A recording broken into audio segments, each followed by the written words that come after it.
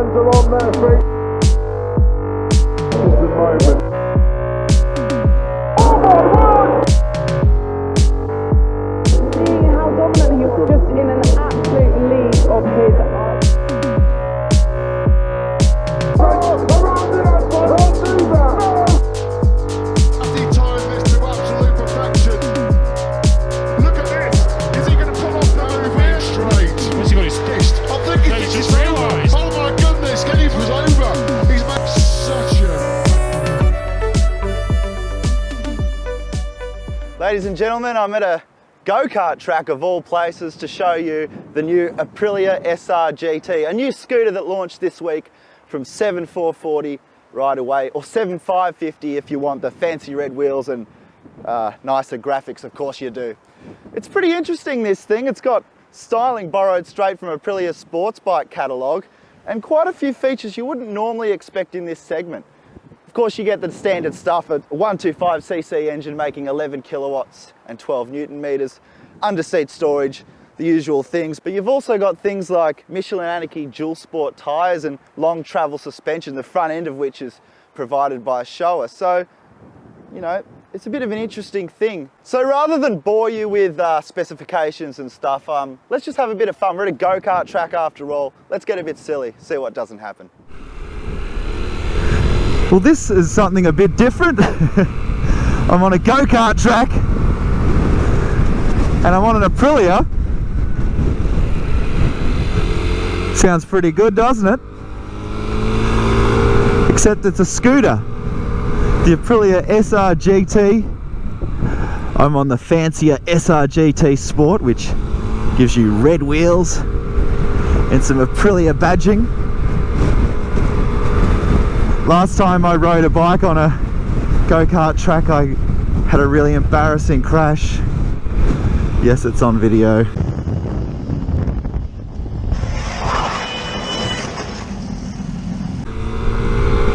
So, I'm not going to let that happen again.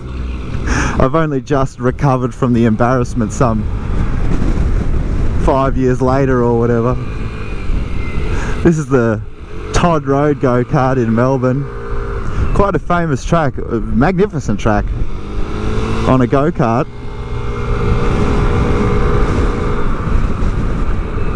And somehow actually quite a lot of fun on this scooter.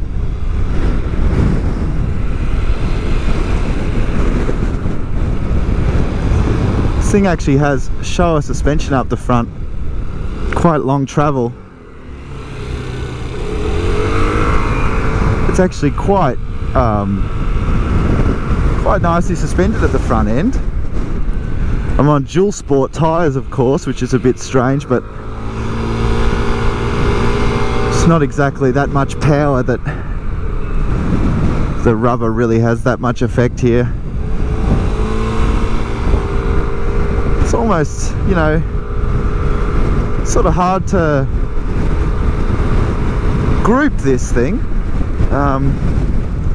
It's a sporty looking motorcycle. The front end looks just like a Aprilia Tuono or an RSV4.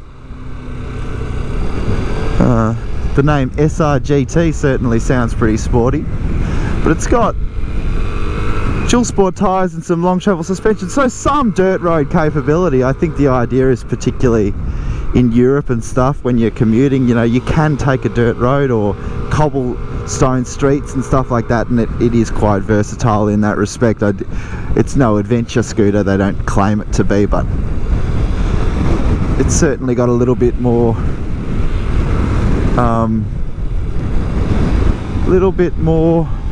versatility than you'd expect from a scooter in this segment, which, by the way, don't really know what segment it's in. It's a bit bigger than a compact scooter, but it's smaller than...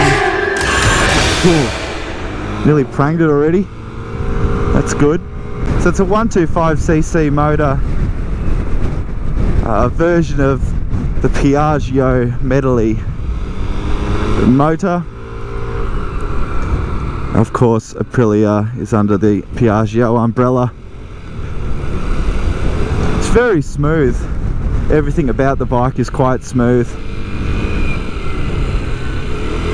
It's got a combined braking system, which is pretty standard fare in the scooter segment, but this one works a little bit different. When you grab the right hand brake, you get front brakes, as you'd expect, and when you grab the left brake, you get mostly rear and just a little bit of front. So you can still lock up the rear wheel as you'd expect with it, but there is a tiny bit of braking going on at the front wheel. You can only just notice it, and I think the idea there is to just settle the bike. Of course, no ABS, instead a combined braking system as per the regulations. Continuously variable transmission, of course, twist and go. It's a scooter, we know how these things work by now. I was actually kind of close to crashing before, wasn't I? Sort of just glossed over that, but I guess yeah, you can see it. I guess the center stand must have scraped and levered the rear wheel off the ground. That's certainly what it felt like.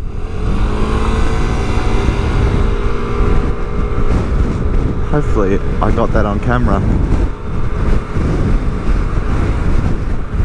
A miserably cold day today, about 9 degrees, feels like 4. Windy as buggery. But I'm riding an Italian scooter on a go-kart track, I can't complain. Bit of a weird one, but impossible to not enjoy. Hopefully I don't celebrate a lap early here, like Alex Espargaro on his Aprilia the week before last. Oh my god, it's so embarrassing. What a dill. So I just wanted to show you this stop-start system on this scooter, something that you may be very familiar with in the car world. When you come to a stop, you wait 3 seconds and the bike turns itself off to save fuel, and then you just twist the throttle again and it comes on instantly. That's toggled by this switch on and off, so if you don't like it, you just click off and you never have to worry about it. But I've found that it works so seamlessly that you sort of may as well leave it on. The bike starts so fast, why not save a bit of fuel? So let me just demonstrate that. I'll come to a stop.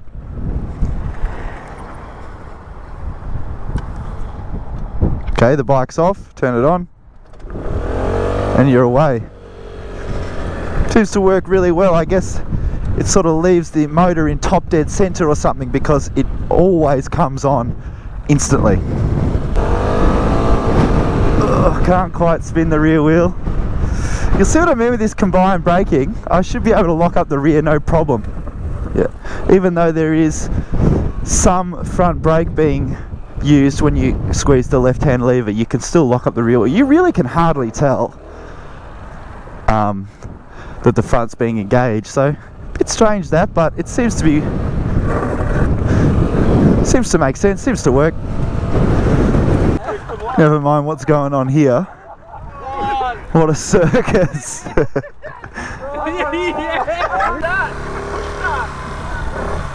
Right, I'm going to do my best impression of a rolling burnout. So I've got the rear wheel spinning, let go of the front.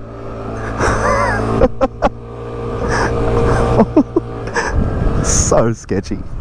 So I think this is the sort of stuff that Aprilia is trying to allow you to do with the SR GT. They're not claiming it to be some kind of off-road scooter. It just means that you can take a dirt road kind of like that and not have to worry, you know. It's not going to unsettle the motorcycle, and for a lot of people, you know, you need to take dirt roads, and so I think, you know, you don't need to have really sticky road tyres, so it's nice to have the versatility of a dual sport tyre.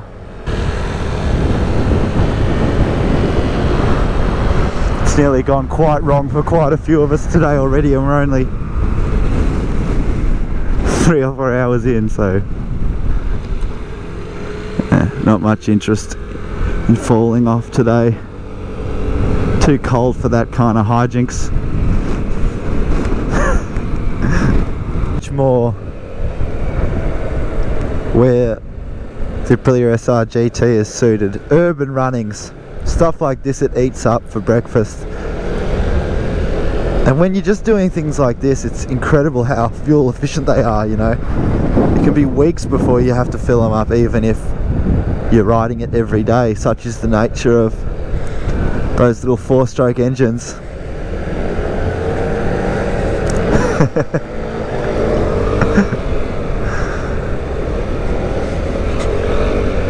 You know, we're all motorcyclists here, we can't help but ride these things like idiots, but I don't recommend it. Sort of racking my brains to figure out the best way to describe the Aprilia SR GT. It doesn't really have natural competitors. I suppose there's similarities to things like the Kymco DTX 360 we tested a while back, but that's a bit bigger. There are things like the Honda XADV and other markets that I guess it's sort of similar, but this bike really stands on its own. I think what it does well is it suits someone who wants the practicality and efficiencies of a scooter, but it's still a bike that you could sort of be proud of. It's interesting, it has sporty styling. I particularly like the car style long LED taillight section and that really sporty looking front end. There's also carbon fiber touches around the bike. That engine's so smooth, 11 kilowatts and 12 Newton meters isn't ever going to blow you away, of course, but it works tremendously well. You hardly realize it's running actually, and the continuously variable transmission is certainly one of the better ones I've used. So I'm all about manufacturers doing new things. Why not make a scooter that's unique and interesting and a bit of fun? So more power to them.